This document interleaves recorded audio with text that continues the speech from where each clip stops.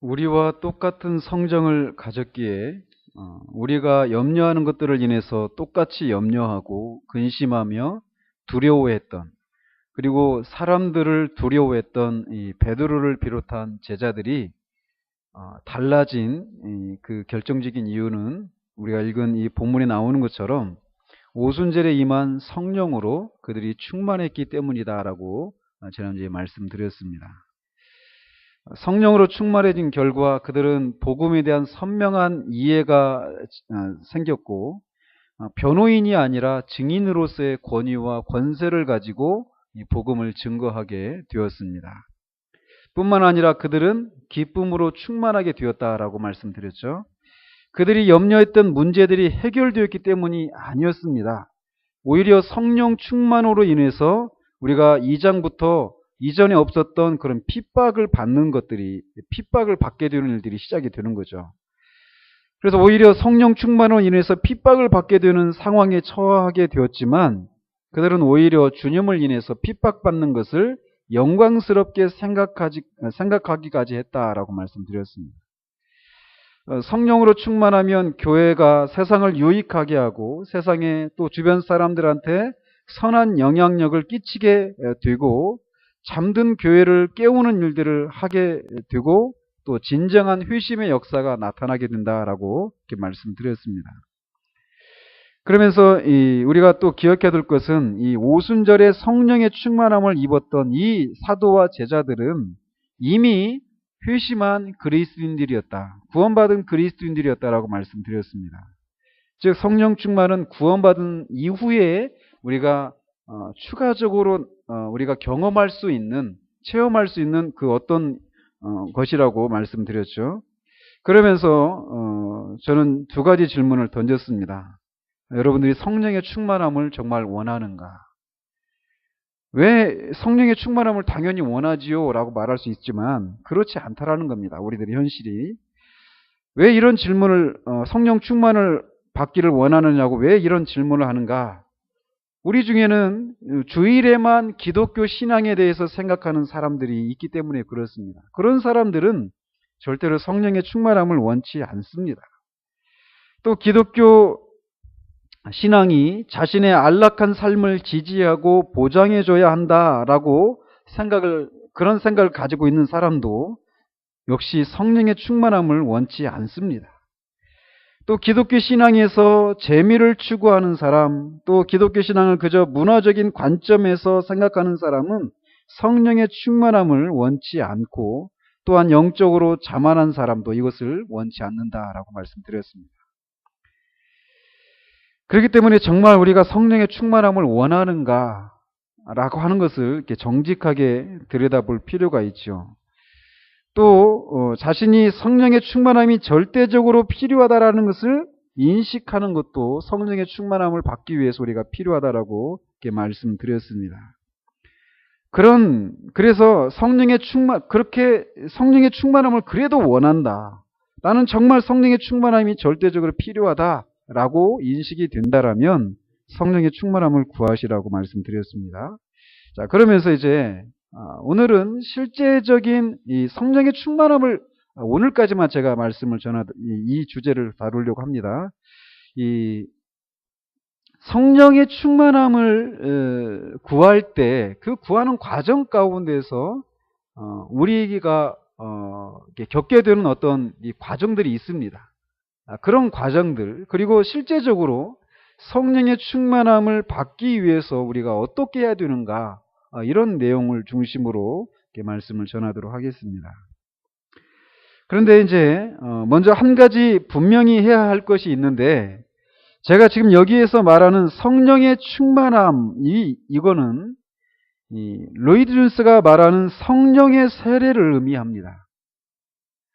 그는 성령 충만과 성령 세례를 구분을 합니다. 제가 처음 우리가 개척하고 두 번째 주 오후 예배 때 제가 성령 세례에 대해서 한번 설교를 했었는데, 그 내용을 참조하시면 지금 제가 저번 주하고 오늘 이렇게 하는 것과 연결시키면 좀 더 내용이 더 이렇게 풍성해질 수 있어요.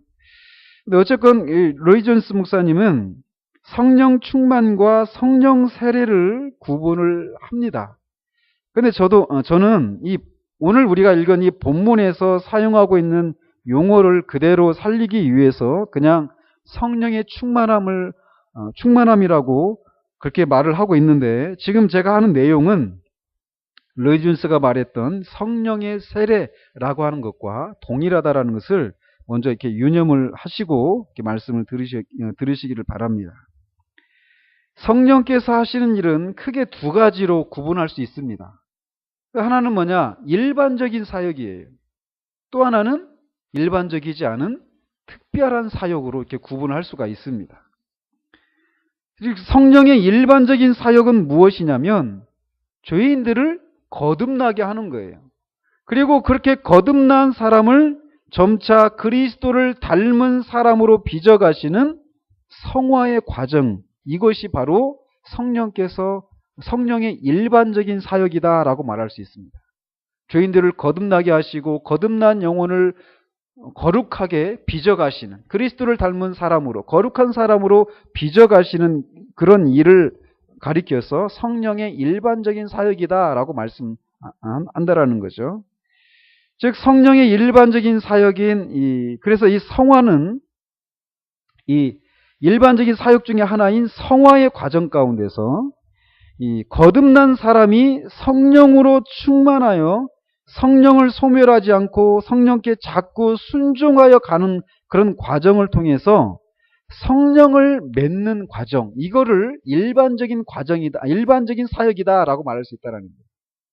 그러니까 여기에서 이 과정, 거듭난 사람이 성령으로 충만해서 성령께 자꾸 순종하면서 점점 이 성령의 열매를 풍성하게 맺는 거예요. 이게 성화의 과정인데, 그 과정에서 그 한 사람이 성령께 순종하느냐 순종하지 않느냐에 따라서 성령의 열매가 풍성하게 맺히는가 맺히지 않는가가 결정이 됩니다. 그러니까 거기에는 성화의 과정 가운데는 그러니까 뭐가 개입이 되느냐면 인간의 책임이라고 하는 것이 개입이 되는 거예요. 즉 성령의 소욕에 순종하느냐 순종하지 않느냐에 따라서 성령의 열매를 맺거나 그렇지 않거나 하는 것이라는 거예요. 그래서 에베소서 5장 18절에서는 술에 취하지 말고 성령의 충만함을 받으라라고 명령하고 있습니다. 자, 제가 여러분들은 그 차이를 좀 못 느끼실지 모르겠지만 저는 그런 차이를 두고 말씀을 드리는 겁니다. 에베소서 5장 18절에서는 성령의 충만함을 받으라라고 명령합니다. 명령법을 사용하고 있어요. 즉 왜? 성령의 충만함을 받느냐 안 받느냐에 따라서 성령의 열매가 맺히느냐 안 맺히느냐가 결정이 되기 때문에, 즉 그런 일은 우리가 그 성령의 소욕에 순종하느냐 순종하지 않느냐에 의해서 결정이 되는 거기 때문에 우리 편에서 그런 책임이 있다라는 거예요. 그렇기 때문에 성령의 충만함을 받으라라고 명령하고 있다라는 거예요. 그렇지만 이에 비해서 지금 성령의 세례, 제가 여기서 성령의 충만함이라고 이렇게 표현하고 있지만 이 성령의 세례를 가리킨다고 말씀드렸잖아요. 이 성령의 세례는 우리가 순종을 통해서 얻는 무엇이 아닙니다. 이 성화의 과정, 일반적인 사역의 과정 가운데 있는 성령의 충만은 우리가 순종하는 것을 통해서, 성령께 순종하는 것을 통해서 얻을 수 있는 것이에요. 그러나 성령 세례, 이거는 그런 것이 아니라는 거예요.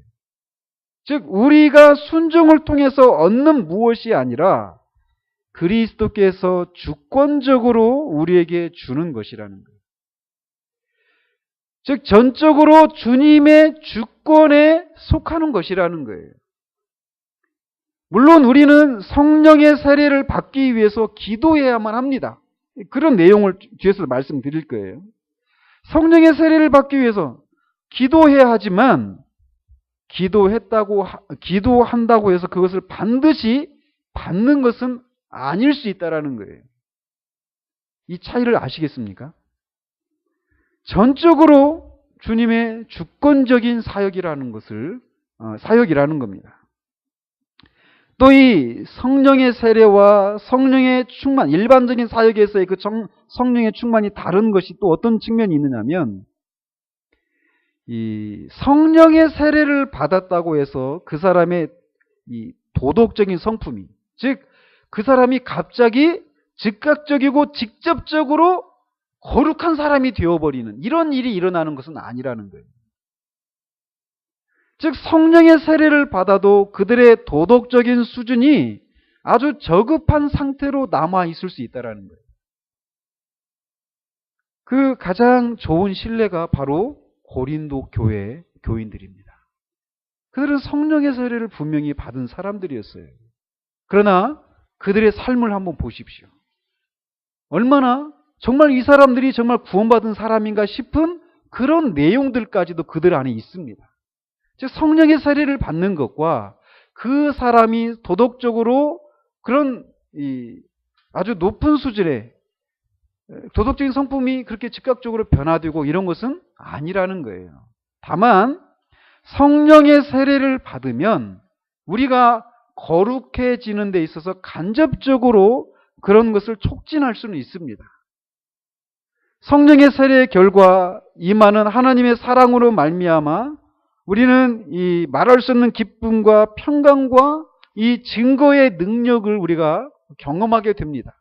그런데 그것을 상실하지 않으려고 하는, 그것을 잃어버리지 않으려고 하는 그런 삶을 살아가게 되는데, 그런 결과 성화가, 거룩해지는 일들이 간접적으로 우리 안에서 이게 촉진되게 된다는 거예요.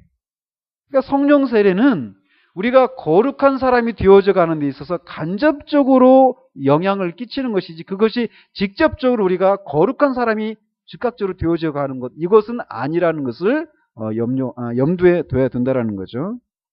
그래서 이렇게 로이 존스는 이 성령의 사역을 일반적인 사역과 이 특별한 사역, 이 두 가지로 나누고, 용어도 일반적인 사역과 관련되어서는 성령의 충만이라고 하는 용어로 통일돼서 사용하고, 특별한 사역은 성령 세례라고 하는 그런 말로 사용을 이렇게 해서 구분을 해서 사용을 하는데, 토조 목사님 같은 경우는 이것을 이렇게 구분을 하지 않습니다. 그래서 여러분 나중에 성령론과 관련해서 해가지고 토조 목사님 책을 읽어보면 이 내용이 섞여 있는 것이 보여요. 성령 세례와 성령 충만이 이렇게 혼합되어져 있는 것을 이렇게 보게 됩니다. 그러나 어쨌건 저는 이 로이 존스가 말하는 성령 세례를 지금 말하고 있다는 것을 여러분들이 염두에 두고 이 말씀을 들으시기를 바랍니다. 자, 다시 한번 이 성령의 충만함이 그러면 뭐냐? 지난주에도 제가 언급해 드린 것처럼 성령께 사로잡히는 거예요. 한마디로 말씀드려서.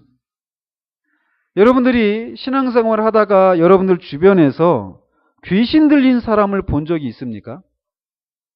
그러니까 귀신에게 영향을 받는 것이 아니라, 우리가 지난주에 마귀와 악한 천사들에 대해서 배웠잖아요.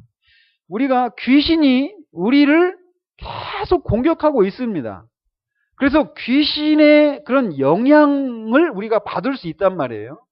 그러나 이렇게 귀신의 영향을 받는 것, 우리 존재 밖에서 귀신이 우리에게 영향을 끼치는 이런 것이 아니라 한 인격 안에 귀신이 들어가 버리는 것.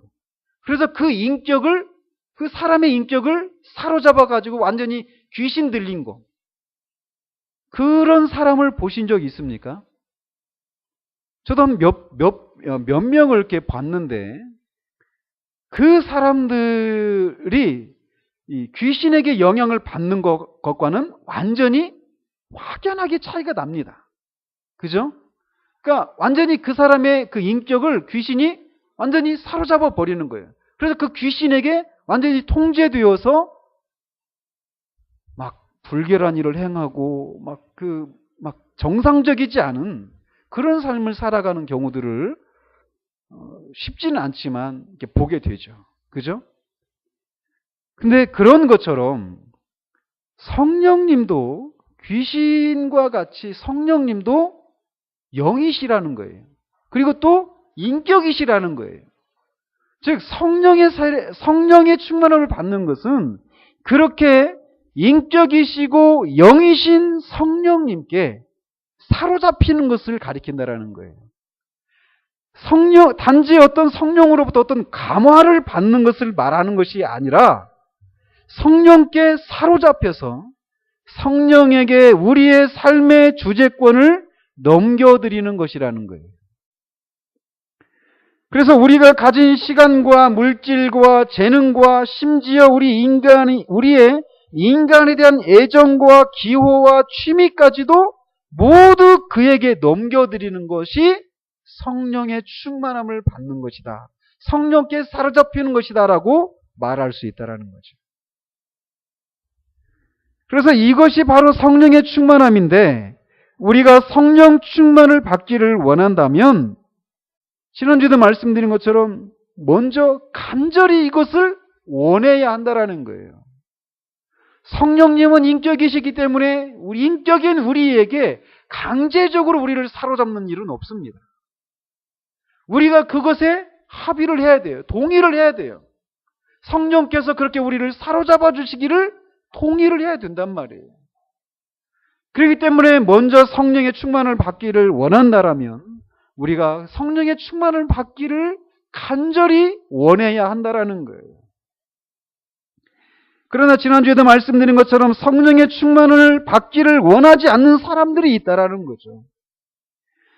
여기에 해당하는 사람들은 지난주에도 제가 5가지 그런 부류의 사람들에 대해서 언급을 했지만 결론적으로 그들이 성령의 충만을 받기를 원하지 않는 결정적인 이유는 뭐냐면 자신을 사로잡기를 원하시는 성령님에 대한 오해 때문에 그렇습니다.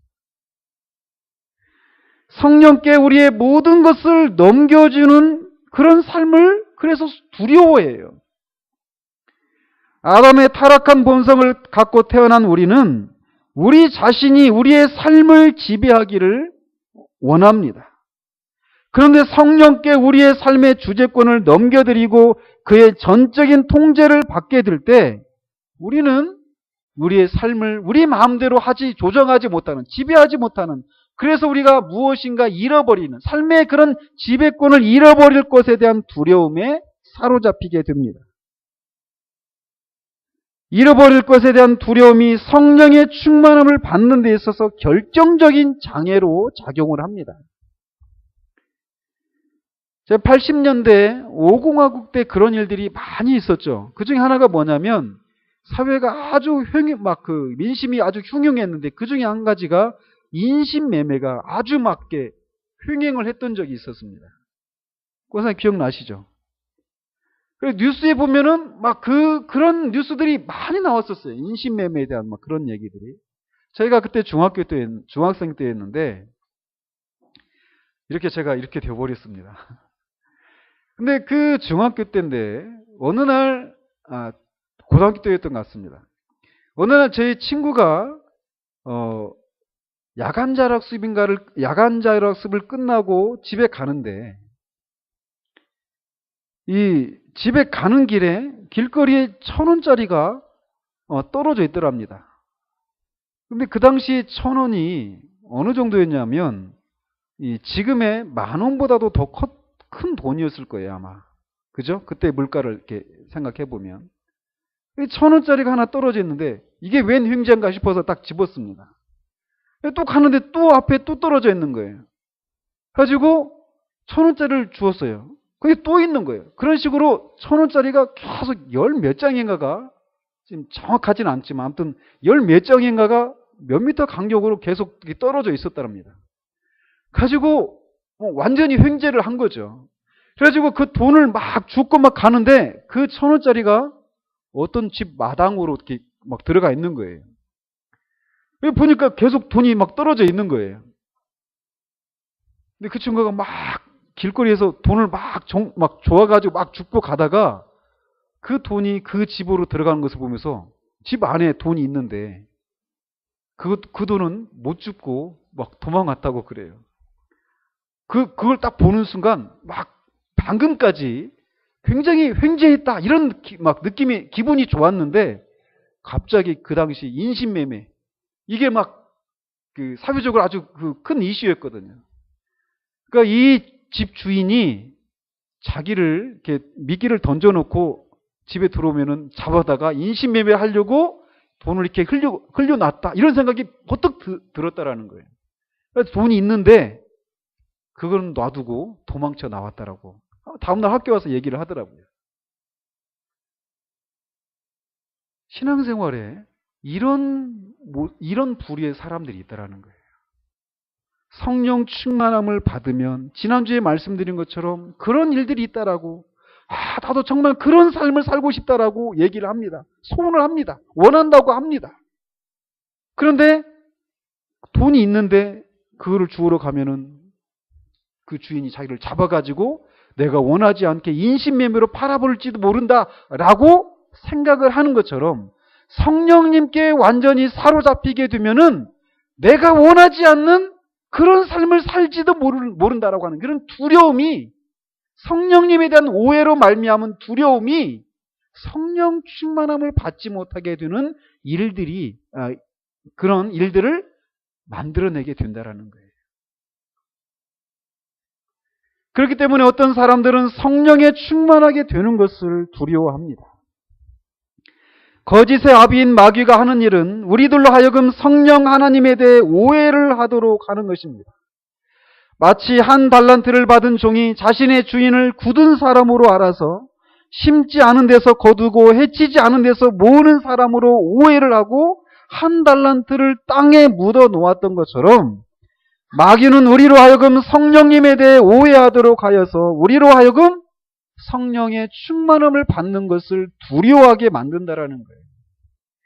성령님이 우리의 삶을 지배하여 이제 우리는 더 이상 자유를 누리지 못하고 하고 싶지 않은 일을 억지로 해야만 하는 것 같은 오해를 한다라는 거예요. 성령님이 사사건건 우리의 삶에 간섭해서 배나라 대추나라 하시는 엄격한 시어머니와 같은 존재로 생각한다라는 거예요. 그래서 성령의 충만함을 받았으면 좋겠는데, 그렇게 성령의 충만을 받게 되면 자신이 치러야 될 것 같은 그거, 그런데 그것을 막 강제로 성령께서 시키고 그 일이 너무 싫을 것 같은, 그래서 그것을 두려워하는, 그래서 성령의 충만함을 받지 못하게 되는 그런 일들이 많이 있다라는 거예요. 그러나 먼저 우리가 알아야 할 것은 성령은 하나님께서 우리에게 주시는 최고의 선물이시라는 것을 알아야 한다라는 겁니다. 우리 주님은 요한복음 4장 10절에서 수가성에 있는 여인에게 이렇게 말씀하셨습니다. 예수께서 대답하여 이르시되 네가 만일 하나님의 선물과 또 네게 물 좀 달라 하는 이가 누구인 줄 알았더라면 네가 그에게 구하였을 것이요 그가 생수를 너에게 주었으리라. 이렇게 말씀하십니다. 지금 주님은 그 수가성의 여인에게 하나님의 선물을 생수라고 이렇게 언급하고 있어요. 그렇다면 이 생수가 우리 안에서 무엇을 하는가? 요한복음 4장 그 같은 대화 속에서 14절에서 주님 이렇게 말씀하셔요. 내가 주는 물을 마시는 자는 영원히 목마르지 아니하리니 내가 주는 물은 그 속에서 영생하도록 솟아나는 샘물이 되리라. 하나님의 선물을 생수라고 그 여인에게 말씀하신 주님이, 그 생수가 하는 일이 무엇이냐? 그 물을, 생수를 마시는 자는 영원히 목마르지 않는다라고 말씀하신다는 거예요. 그러면서 이 하나님의 선물인 생수는 모든 갈증을 해결시켜주는 그런 일을 한다라는 거죠. 그렇다면 이 주님이 주시는 모든 갈증을 해결시켜줄 생수인 하나님의 선물은 무엇인가? 이것을 요한복음 7장에서 사도 요한이 해석을 하고 있는데, 요한복음 7장 38절 39절에 보면 나를 믿는 자는 성경의 이름과 같이 그 배에서 생수의 강이 흘러나오리라 하시니 이는 그를 믿는 자들이 받을 성령을 가리켜 말씀하신 것이라 라고 말씀하고 계십니다. 그러니까 주님은 지금 하나님의 선물이 바로 생수인데 그 생수가 하는 일은 우리가 영원히 목마르지 않도록 우리의 갈증을 해소해 주는 일을 하시는데 그분이 바로 곧 성령 하나님이시라는 거예요. 즉 성령님은 우리의 모든 갈증을 해결시켜 주시는 하나님의 선물이시라는 거예요. 여러분들 선물을 싫어하는 사람이 있습니까? 선물을 싫어하는 사람이 없습니다. 성령님은 하나님의 선물이라는 거예요. 무엇을 위함? 우리 안에 있는 모든 갈증을 해결시켜 줄 하나님의 선물이라는 거예요. 그러니 하나님, 이 성령께 우리가 사로잡히는 것을 두려워할 것이 아니라 오히려 갈망해야 한다는 것이죠. 왜? 거듭난 모든 하나님의 자녀들 안에는 여러 종류의 갈증이 있기 때문에 그래요. 거듭난 모든 하나님의 자녀들의 그 안에는 하나님에 대한 것이 아니라 하나님 자신을 더 깊이 알고 싶은 갈증이 있기 마련입니다. 하나님의 사랑에 온전히 흠뻑 빠져서 아무런 부족함을 느끼지 못하고 온전한 만족을 누리고 싶은 갈증이 있습니다. 성경을 펼 때마다 진리의 오묘함을 깨달아 성경 기자가 말한 것처럼 주의 말씀이 꿀송이처럼 달다라고 하는 것이 무엇인지를 알고 싶은 갈증. 우리 주 예수 그리스도를 보지 못했지만 말할 수 없는 영광스러운 즐거움으로 기뻐하는 것이 무엇인지를 알고 싶은 갈증. 우리 안에 막힘이 없이 형제를 사랑하고 싶은 갈증. 복음을 전할 때마다 담대함과 자유함을 가지고 또 권위를 가지고 전하고자 하는 그런 갈증 같은 것들이 모든 거듭난 하나님의 자녀들 가운데 있다란 말이에요. 성령님은 이런 갈증을 해결하도록 하시기 위해서 주신 하나님의 선물이라는 겁니다. 그러니 이런 성령님께 사로잡히는 것을 두려워할 필요가 없다라는 거예요. 우리 안에 있는 그 모든 종류의 갈증을 해결하기 위해서 성령께서 우리를 사로잡으신다라는 것이죠. 또 우리가 성령님을 두려워하지 말아야 될 또 다른 이유는 이 성령님은 하나님 아버지와 같은 분이시기 때문에 그렇습니다. 왜냐하면 이 성령을 가리켜서 성부의 영, 하나님의 영이라고 말을 하잖아요. 즉 성령님이 하나님 아버지와 같은 분이시라는 거예요. 뿐만 아니라 성령님은 예수님과 같은 분이십니다. 성령님이 그리스도의 영으로 풀리시고 있잖아요. 이 땅을 사셨던 그리스도는 어떤 분이셨습니까? 그분은 모든 죄인들의 친구였습니다. 당신의 백성들을 목자 잃은 양같이 불쌍히 여기셨던 긍휼에 풍성하셨던 분이셨습니다. 병든 사람을 고쳐주시고 귀신 들린 자를 불쌍히 여기셔서 귀신을 쫓아내시고 아이들이 그에게 오는 것을 막지 않으셨던 온유하시고 겸손하신 분이 바로 우리 주 예수 그리스도이십니다. 그는 이 세상에서 가장 사랑이 많으시고 가장 친절하셨던 분이셨어요. 마찬가지로 성령님도 예수님과 같은 분이시기 때문에 성령님도 자비롭고 친절하고 부드럽고 사랑이 많으신 분이시라는 거예요. 그러니 우리가 성령님을 두려워할 필요가 없다라는 겁니다. 그분은 진리의 영이시고 거룩한 영이셔서 정결한 분이십니다. 따라서 그분이 하시는 일이란 우리가 성부 하나님과 성자 하나님을 닮아가도록 하시는 일들을 하시고 우리를 모든 진리 가운데로 인도하시는 분이 바로 성령 하나님이시라는 거예요. 그래서 우리를 거룩하게 하시는 분이 바로 성령님이시기 때문에 이 성령님께 우리가 완전히 사로잡히는 것을 두려워할 필요가 없다라는 겁니다. 이렇게 우리는 성령님이 우리를 사로잡아 주시기를 간절히 원해야 한다라는 거예요. 성령 충만함을 받기 위해서는. 또한 성령의 충만함을 받기 원한다라면 우리가 성령 충만함을 간절히 원해야 될 뿐만 아니라 정말 내가 성령의 충만함을 받아야 할 필요를 느껴야 한다라는 거예요. 지난주에도 말씀드린 것처럼. 그저 성령 충만함을 받아서 행복한 그리스도인의 삶을 살기를 원하는 그런 동기 때문에 성령의 충만함이 필요하다, 이런 것이 아니라는 겁니다. 도저 목사님은 그저 성령 충만함을 받아서 행복하기만을 원하는 그리스도인을 가리켜서 행복한 철부지 아이들이다라고 말을 합니다. 그리고 이런 사람들 치고 성령의 충만함을 받은 사람들이 없다라고 말을 합니다. 즉 성령 충만해서 행복하기만을 원하는 그런 동기 때문에 성령의 충만함을 받아야 된다, 이런 것은 진짜 자신이 성령의 충만함이 필요하다라고 하는 것을 바르게 인식하지 못하고 있다는 거죠.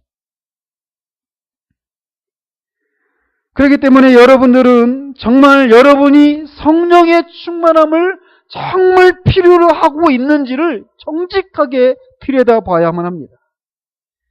도저 목사님은 이런 질문을 합니다. 당신은 예수님을 영접하고 회심하고 죄사함을 받았습니다.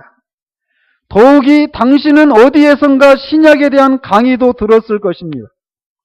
당신에게 영생이 있고 아무도 당신을 하나님의 손에서 빼앗을 수 없다는 것을 당신은 잘 압니다.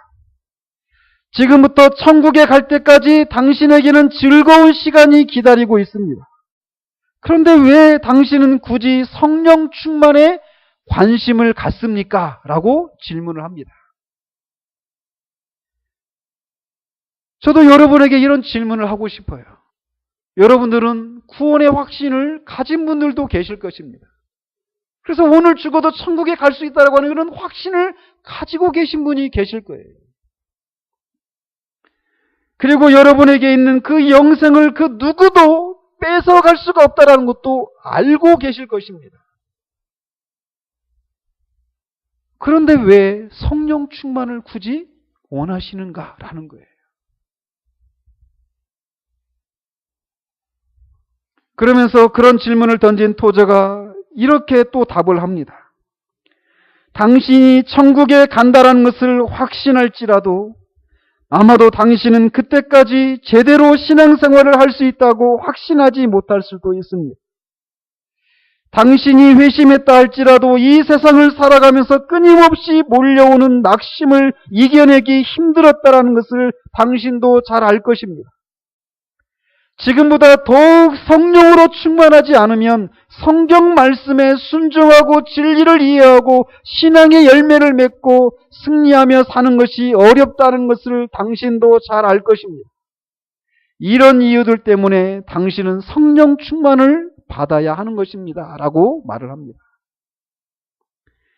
이런 필요를 정말 느끼십니까?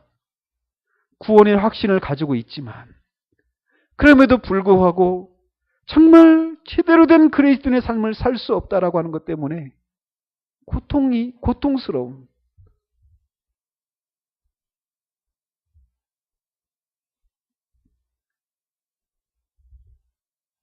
정말 분명히 구원을 받았음에도 불구하고 끊임없이 밀려오는 그 낙심하게 되는 그 일들을 이겨낼 수 없다라고 하는 것을, 이겨낼 수 없다라고 하는 것 때문에 절망하고 있느냐라는 거죠. 그저 이 성령 충만함을 받으면은 행복한 그런 삶이 열릴 것이다라고 하는 그런 것 때문에 성령 충만을 구해서는 안 된다라는 거예요. 성령 충만을 구하는 분명한 필요를 여러분들이 여러분의 삶 가운데서 실제로 입증하고 드러내는 그런 삶이 있어야 한다라는 거죠. 그러면서 통상적으로 우리가 성령 충만을 받기까지 일반적인 그 방식은 소위 영혼의 어두운 시기라고 불려지는 혼란과 불안의 시기를 통과한 후에 성령의 충만을 받게 됩니다. 우리가 그리스도인의 삶을 살다가 더 이상 할 수 없다라는 것을 깨닫고 절망했을 때, 그 누구의 조언이나 위로도 낙심한 여러분의 영혼을 일으킬 수 없다는 것을 깨달았을 때, 심지어는 성령의 충만함을 경험한 사람들의 간증으로도 여러분이 만족을 느끼지 못할 때, 그런 속에서 영혼이 고통을 느낄 정도로 영혼의 고독을 느낄 때, 그런 과정을, 그런 고독과 고통을 이기며 계속 노력할 때 하나님을 만나게 된다라는 거예요. 하나님은 하나님의 놀랍고 복된 방법으로 우리를 받아들이고 충만하게 하실 것이라고 토저는 말을 합니다. 명심하시기 바랍니다. 하나님 성령 충만한다, 또 성령 세례다, 또는 하나님을 만난다, 다 일맥상통하는 그런 표현들입니다. 우리가 성령의 충만함을 받는 그 과정은, 그 과정 가운데 이렇게 혼란과 불안의 시기를 우리가 통과한 후에 성령의 충만함을 받게 된단 말이에요. 근데 그런 과정 속에서 우리는 이 고독한 시간을 지나게 된다라는 거예요. 고독은 우리가 성령으로 충만해지는 과정에서 발생하는 것입니다. 그런데 우리는 얼마나 이 고독에 머무르기를 싫어하거나 두려워하는가라는 거죠. 우리는 이 고독을 몰아내기 위해서 사람을 찾아서 수다를 떨고 사람에게서 위로를 받으려고 합니다. 이런 식으로 직접적으로 사람을 찾지 않는다면 우리는 책을 통해서 위로를 받고자 하고 이 고독을 물리치고자 애를 씁니다. 또는 여러 가지 다양한 오락거리들로 고독을 몰아내려고 시도를 합니다. 때로는 무기력하게 잠을 청하거나 무기력하게 TV를 시청하거나 인터넷으로 그 고독을 달래보려고 시도를 한다는 거죠. 많은 사람들이 성령의 충만함을 받기를 갈망하며 출발하지만 얼마 가지 못하여서 그 행렬에는 소수의 사람들만이 남아있는 모습을 봅니다. 그러나 그들도 이런 고독과 하나님을 만나기 전에 과정에서 오는 고통의 시간들을 견뎌내지 못하고 타협하거나 냉소적으로 되어버리는 모습을 보게 됩니다. 얼마 전에도 승경제가 어떤 친구의 얘기를 하면서 당신들이 믿는 하나님이나 잘 믿으라고 그런 얘기를 하는 친구를 봤습니다. 그 친구도 이 길에 섰던 친구들이었거든요. 그런데 그런 과정, 하나님을 만나기는 그런 과정 가운데는 고통의 시간들, 불안과 그런 혼란과 고독의 그 과정을 견뎌내지 못하고 뒤로 물러갈 때 이런 모습을 보이게 된다는 거예요. 그러나 기억하시기 바랍니다. 새벽이 오기 전이 가장 깜깜한 것처럼 우리가 성령으로 충만해지기 전에 이런 혼란과 불안의 시기는 반드시 있기 마련이고, 그래서 그 시기는 우리 영혼의 가장 어두운 시기일 수 있습니다. 그러나 그렇기 때문에 성령으로 충만해지기를 원하지만, 오히려 여러분 안에서 더 큰 죄악도 발견하고, 여러분이 타고난 그런 끈기와 성실함이 이 과정에 아무런 도움이 안 된다는 것도 드러나게 될 것입니다. 한때는 온통 하나님으로만 만족할 것 같은데 그렇지 않은 여러분의 모습을 보면서 절망하는 시간들을 가지기 마련이라는 거예요. 그러나 도저는 우리가 성령의 충만함을 받는 과정 가운데서 통과하는 절망과 불안은 휴경지와도 같은 우리의 마음을 갈아엎고 우리의 그릇을 비우기 위한 준비 단계라고 말합니다. 왜? 먼저 비워지지 않으면 채워질 수 없기 때문에 우리에게 불안과 절망이 찾아온다라는 거예요. 그래서 이미 많은 것들로 채워져 있는 이 우리를 비워오는 그런 과정이 바로 불안과 절망의 시기라는 것입니다. 이런 과정을 통과했기 때문에 우리가 성령의 충만함을 보상으로 얻는 것은 아닙니다. 오히려 그런 과정을 통해서 우리 안에서 우리의 타고난 끈기와 성실함도 성령의 충만을 받는데 아무런 도움이 안 되고, 오히려 우리가 성령의 충만함을 원치 않고 있는 우리 안에 있는 수많은 잡다한 것들이 있다는 것을 보게 되면서 성령의 충만함을 받는 것은 오직 하나님의 은혜다라고 하는 것을 깨닫도록 하시기 위해서 이런 시간들을 우리 가운데 두신다라는 거예요. 그런데 많은 사람들이 이런 과정 속에서 절망하고 뒤로 물러가고 냉소적이 되거나 타협해버리는 그런 일들이 일어나고 있다는 거예요.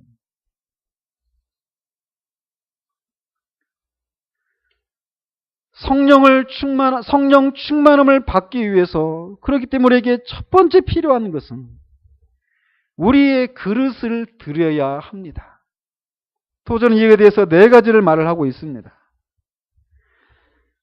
로마서 12장 1절 2절에 있는 것처럼, 그러므로 형제들아 내가 하나님의 모든 자비하심으로 너희를 권하노니 너희 몸을 하나님이 기뻐하시는 거룩한 산 제물로 드리라.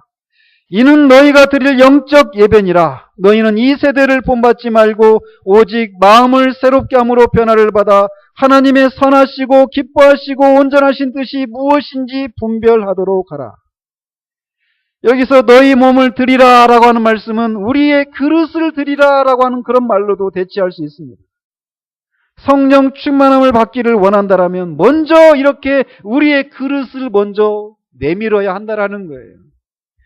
그릇을 드리지 않으면 그 그릇에는 아무것도 채워질 수가 없습니다. 하나님은 하나님이 가지고 계시지 않은 그릇을 채우실 수가 없습니다. 그러므로 먼저 우리는 우리의 그릇을 먼저 드려야 한다라는 거예요. 즉 우리의 몸을 다 드려야 되는데 여기에는 그 몸 안에 담긴 모든 것들을 의미합니다. 우리의 마음과 인격과 영과 사랑과 열망, 그 모든 것들을 드릴 준비가 되어야 한다라는 거예요. 여러분들은 이런 준비가 되어 있습니까? 여러분들이 모든 것을 주님께 드릴 그런 준비가 되어 있느냐라는 거예요. 그렇게 준비가 되어 있다라면 두 번째 우리가 해야 될 것은 하나님께 성령 충만함을 구해야 합니다. 지난주에도 인용해 드린 말씀처럼 너희가 악할지라도 좋은 것을 자식에게 줄 줄 알거든 하물며 너희 하늘 아버지께서 구하는 자에게 성령을 주시지 않겠느냐 하시니라. 성령을 주시는데 누구에게 주시느냐면 구하는 자에게 주신다라고 말씀하고 계십니다. 지금까지 성령의 충만함을 받았던 거의 대부분의 사람들은 이 약속의 말씀을 붙들고 구하는 그런 과정을 통과한 후에 성령의 충만함을 받았습니다. 그러므로 우리는 우리의 몸을 드린 후에는 반드시 성령 충만함을 구해야 합니다. 누가복음 18장 7절에 누가복음 18장에 있는 것처럼 악한 재판장의 비유에 나오는 것처럼 악한 재판장에게 과부가 찾아와서 자신의 원한을 풀어달라고 하자 이 하나님도 사람도 두려워하지 않았던 재판장이 그 과부가 자꾸 자기를 찾아와서 귀찮게 하니까 내가 만약에 이 과부의 원한을 풀어주지 않으면 날마다 자신을 찾아와서 괴롭게 할 것이 싫어서 그 원한을 풀어준다라는 그런 예화를 인용하신 후에 주님이 이렇게 말씀하십니다. 하물며 하나님께서 그 밤낮 부르짖는 택하신 자들의 원한을 풀어주지 아니하시겠느냐, 그들에게 오래 참으시겠느냐라고 말씀하십니다. 성령의 충만함을 받는 것이 원한이 맺힌 것처럼 그런 상태 가운데서 밤낮 부르짖는 택하신 자들의 원한을 반드시 하나님이 풀어주신다라고 이런 식으로 표현하신 것입니다. 성령 충만함을 받기 원한다라면 우리는 이것을 구해야만 합니다. 원한이 맺힌 것처럼 이것을 구해야 한다라는 거예요. 이것을 풀어주시지 않으시면 안 된다라고 하는 그런 절박함을 가지고 하나님을 찾고 찾아야 한다라는 것입니다. 주님이 그 기도에 응답하실 때까지 찾아야 한다라는 거예요. 세 번째로 우리가 해야 될 것은 하나님께 기꺼이 순종해야 한다라고 도저는 말을 합니다. 사도행전 5장 32절에 우리는 이 일의 증인이요 하나님이 자기에게 순종하는 자들에게 주신 성령도 그러하니라 하더라. 하나님은 불순종하는 자녀에게 절대 성령 충만을 주시지 않습니다. 불순종하는 자리에 있으면서 성령의 충만함을 주실지 아닐지를 시험하는 여러분이 되지 않기를 바랍니다. 하나님은 결코 불순종하는 자녀에게 성령 충만함을 주시지 않습니다. 하나님은 말씀과 성령님과 부활의 주님에게 순종하는 자들에게만 성령을 주십니다. 어떤 것이라 하더라도 무엇이든지 하나님이 시키시는 일에 순종하는 자들에게 성령을 주신다라는 거예요. 여러분들은 이런 하나님께 순종할 준비가 되었습니까? 여기까지는, 이것까지는이 아니라 무엇이라도, 어떤 것이라도 주님이 내게 원하신다라면 기꺼이 하겠습니다라고 하는 그런 순종의 마음이 준비가 되어 있느냐라는 거예요.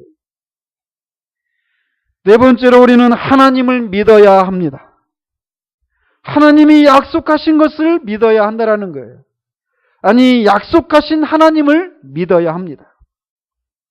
지난주에도 살폈듯이 그분은 우리를 희망 고문하는 분이 아니십니다. 때로는 우리는 성령 충만함을 받기 전에 과연 이 일이 이루어질 것인가 라고 하는 그런 의심이 들기도 합니다. 이번 주에도 어떤 친구하고 교제를 하는데 그런 얘기를 하더라고요. 이런 의심이 밀려온다라는 거예요. 그러나 어떤 의심이 밀려오더라도 우리는 하나님을 믿는 일에 실패하지 말아야 합니다. 흔히 보물을 찾아가는 것을 그린 그런 영화에서 보면 주인공이 이 마지막 보물이 있는 곳에 도착을 했지만 거기에서 보물을 전혀 볼 수 없는 그런 장면을 우리가 보게 됩니다. 그리고는 그런 것 때문에 절망하는 그런 주인공을 우리가 보는 경우들이 있습니다. 많은 난관을 뚫고 거기까지 왔는데 전혀 보물이 있을 것 같지 않은 모습에 무릎을 꿇고 절망하는 모습을 흔히 봅니다. 그리고 그곳에는 언제나 무엇이 있느냐면 백골이 있습니다. 거기까지는, 그 백골들도 거기까지는 왔던 거예요. 그 백골들에 해당되는 사람들도 보물이 있는 곳에 다 왔지만 결국은 차지하지 못한 사람들이었습니다. 주인공도 백골을 보며 절망을 합니다. 지금까지 자신의 모든 노력이 수포로 돌아가는 것 같은 생각에 분노도 치밉니다. 자신이 거기까지 오는 동안 보았던 보물 기도를 찢어버리기도 하고 소리 지르면서 돌을 집어서 여기저기에 마구 막 던집니다. 그런데 그가 던진 돌이 어떤 곳에 부딪히자 깜깜했던 그곳에 한 줄기 빛이 들어옵니다. 바인 줄만 알았던 곳이 그 돌을 맞고 갑자기 움직이기 시작하는 거예요. 그러더니 그 바위가 열리면서 그가 찾았던 보물이 있는 것을 발견하고 환호성을 지르면서 영화가 마치는 그런 모습을 많이 보셨을 것입니다. 마찬가지로 하나님의 성령으로 충만해지는 길을 떠나는 것도 이와 비슷합니다. 처음에는 많은 사람들이 그 길을 떠납니다. 그 길을 가면서 기대와 흥분에 처음에는 즐거웠고 같이 길을 가는 사람들과 자신들의 목표에 대해 얘기를 나누며 즐거운 길을 떠납니다. 그러다가 한 명, 두 명 그 길에서 낙오하는 사람들이 생겨납니다. 그러다가 결국에 대부분의 사람들이 낙오하고 맙니다. 그들은 그 대우에서 낙오하면서 로마서 8장 9절에 있는 말씀을 인용합니다. 누구든지 그리스도의 영이 없으면 그리스도의 사람이 아니라, 이런 말씀을 인용하면서 자신들 안에는 이미 성령이 계시다. 그렇기 때문에 또 다른 성령을 구하는 것은 옳지 않다며 그 길에서 벗어난 자신을 그 교리로 애써 위로하며 슬그머니 가난한 길로 들어섭니다. 그리고 자신처럼 그 길을 나서는 사람들에게, 운전면허 시험에서 떨어진 사람들이 시험을 보러 온 사람들에게 여러 가지 훈수를 두는 것처럼 이런저런 훈수를 두기도 하고, 나도 당신처럼 옛날에 하나님을 만나기 위해 길을 떠난 적이 있었노라고 말을 붙이기도 합니다. 그러나 궁극적으로 성령으로 충만함을 받지 못했다면 그것은 아무것도 아닙니다. 또 제법 멀리까지 와서 마치 보물이 있는 곳까지 왔지만 결국은 발견하지 못하고 백골이 된 사람처럼 그런 사람들이 오늘날 여기저기 흩어져서 지친 모습으로 살고 있는 것을 보게 됩니다. 한 번쯤 그 길에 들어섰던 것으로 우리는 만족할 수 없습니다. 노산 이은상의 시처럼 고지가 바로 저긴데 예서 말 수는 없다라는 것입니다. 하나님은 우리가 살다가 할 수 없는 그때 우리를 만나 주십니다. 더 이상 할 수 없다고 절망할 때 바로 그때가 주님의 손길이 가장 가까이 있을 때입니다. 지난주에 말씀드린 것처럼 오순절에 성령으로 충만해진 이 제자들은 이미 구원받은 사람들이었습니다. 따라서 그들은 성령께서 오시지 않았어도 그리스도인으로서 어느 정도 그리스도인의 삶을 살았을 것입니다. 한번 그들이 성령의 오순절 성령의 충만함을 받지 않은 그런 구원받은 그리스도인의 삶을 한번 상상을 해보십시다. 그들이 성령으로 충만해지지 않았다면 그들은 어떤 모습으로 살았을까요? 그들도 분명히 주님으로부터 들었던 가르침을 떠올리면서 주님의 가르침대로 살려고 노력을 했을 것입니다. 그리고 그들이 목격했던 것처럼 주님이 부활하신 것을 증거하기도 했을 것이에요. 그러나 분명한 것은 사도행전 2장 이후의 삶은 그들의 삶 속에서 찾아볼 수 없었을 것입니다. 많은 사람들이 회심하여 교회로 들어오는 일들은 없었을 것입니다. 또 세상 사람들이 교회를 바라보면서 두려워하는 일들도 없었을 것입니다. 사도행전 5장에 있는 것처럼 아나니아와 삽비라 자신들의 재산을 다 팔아서 헌금한 것이라고 말했지만 사실은 숨겨놨던 그 아나니아와 삽비라와 같은 그런 사람들이 범죄를 했어도 그들에게는 아무런 일도 일어나지 않았을 것입니다. 그리고 오히려 그 아나니아와 삽비라가 굉장히 신실한 사람들로 비춰지고 교회에서 아마 중직도 맡았을 것입니다. 사도들은 주님이 가르치신 것들을 기억하며 가르침에 대한 체계를 점점 세워나가면서 사람들에게 가르쳤을 것입니다. 이 일을 하되 성령의 능력을 힘입어 하지 못하고 인간의 재능과 지혜와 열심으로 했을 것입니다. 교인들은 모이기를 힘썼을지 모르지만 순전한 마음으로 떡을 떼고 사도의 가르침을 배우기보다는 인간적인 친목 모임으로 전락하기 쉬웠을 것입니다. 주님의 복음을 받아들이지 않으면 영원한 형벌을 받게 된다는 것을 알기에 다른 사람들에게 복음을 전했을지 모르지만 그 전도에는 어떤 권위도 역사도 없었을 것입니다. 아니 그들은 사람들을 두려워하고 있었기 때문에 그 일마저도 못하고 있었을지도 모릅니다. 성령으로 충만함을 받지 못했다라면 그들에게 그런 일들이 일어났었을 것이에요. 그런데 이런 모습이 오늘날 대부분의 교회의 모습이 아닐까요? 여러분들은 여러분의 삶 속에서 우리 교회의 모습 속에서 정말 성령의 충만함이 필요하다는 것을 절감하십니까? 그리고 성령 충만함을 받으면 여러분이 원하지 않는 삶을 살 것이 분명하지만 그럼에도 불구하고 그런 삶을 살기를 원하십니까? 성령 충만함을 받아 사도행전 2장 이후의 삶을 사시기를 원하십니까? 아니면 복음서와 오순절 이전의 그 제자들의 모습대로 살기를 원하십니까? 성령의 충만함은 하나님을 향한 굶주림이 있는 자에게 임합니다. 여러분이 원하는 만큼 성령의 충만함을 받는다라는 거예요. 성령님은 절대로 강요하시지 않습니다.